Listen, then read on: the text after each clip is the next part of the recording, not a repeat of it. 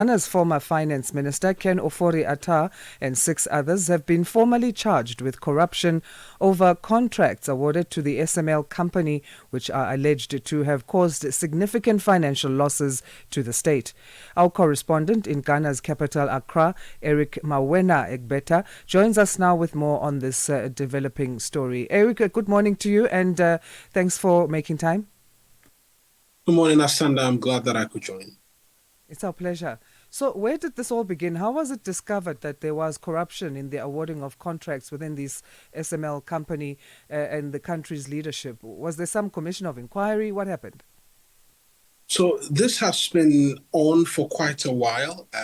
It started during the administration of Nana Addo Dankwa Akufo-Addo in somewhere in 2023.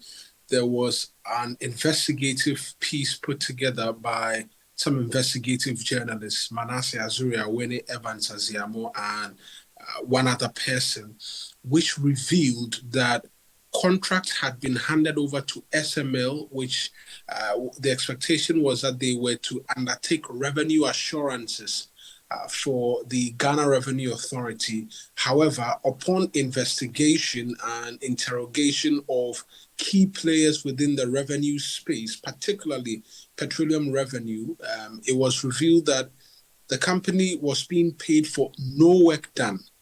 And the traces in terms of investigations and subsequently investigations which has been carried out by the country's special prosecutor has revealed that the handing out of contracts to this company, not just for petroleum monitoring of revenue for petroleum lifting, but was also cutting across key mineral resources belonging to the state, was, according to the special prosecutor, engineered by the former finance minister as they breached procurement rules, amongst many other things. In fact, it was a basis for an uproar in the country around 2023, which resulted in the president then, Nana Addo Dankwa Akufo-Addo, commissioning the KPMG, an audit firm, to undertake an audit of the contracts handed out to the company, between the company and then the Ghana Revenue Authority. And it was revealed that in some of the other areas, there was evidence of no work done,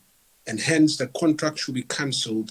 It is that which has snowballed into this investigation by the special prosecutor, who has now formally charged the former finance minister as well as some other individuals. In fact, this is the basis upon which the former finance minister was put on the Interpol red notice some months ago.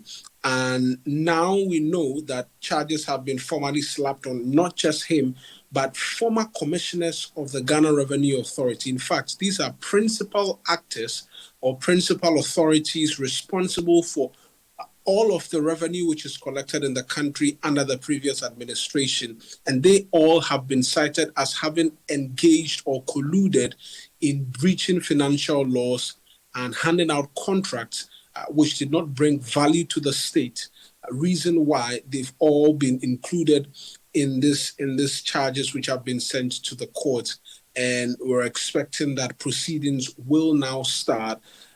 Even with the charges being filed against the former finance minister and the other individuals, a lot of Ghanaians are not happy because they say the former finance minister is not in the jurisdiction to answer for what is believed to be grave crimes committed against the Republic, and for monies in excess of $100 million handed out to this company for what is no work done.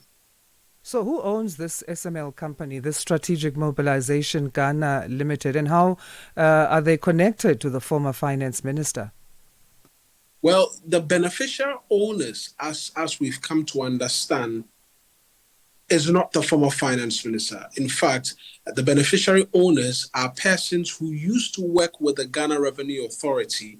And so many have also questioned, particularly the lawyers have questioned, upon what basis the special prosecutor can label the former finance minister as having profited from an enterprise like this. But the former, the special prosecutor, should say, says that when you look at the trail of events which took place until the handing out of the contract, it had the vivid participation of the former finance minister, because they had to wrestle a contract from another company which was initially undertaking this revenue assurance, but not in the form in which SML was handed the contract. And all of this was done with the copious participation of the finance minister. In fact, he was in copy of all the letters which was submitted to the Public Procurement Authority, which is the entity which must give approval before single source contracts are entered into. After the time they decided to hand over the contract to SML in the initial stages, it was flagged by the Procurement Authority that they did not have expertise, amongst many other things. And yet, the special prosecutor says there are emails, letters, correspondence, which shows that the former finance minister was actively pushing the two commissioners to return the agreements to the Public Procurement Authority and ensure that it receives the backing for them to hand the contract over to them. These are the basis upon which he's drawing the linkage and argues strongly that the former finance minister enjoyed some benefits from this agreement, which now is a subject matter of litigation. Let's leave it there for now, Eric, and thank you for giving us an update on this and your insights and information. As always, Asan.